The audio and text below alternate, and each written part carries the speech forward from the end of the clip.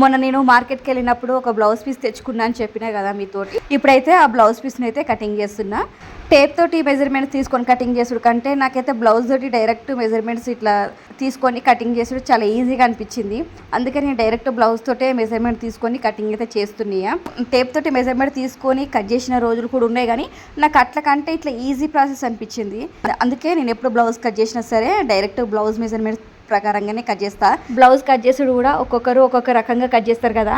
నేనైతే first hands తీసిన తర్వాత బ్యాక్ పార్ట్ తీస్తా, బ్యాక్ తీసిన తర్వాత ఫ్రంట్ అయితే తీస్తా అనమాట. ఇక ఫ్రంట్ తీసిన తర్వాత షేప్ పట్టీలు అయితే తీసేస్తా.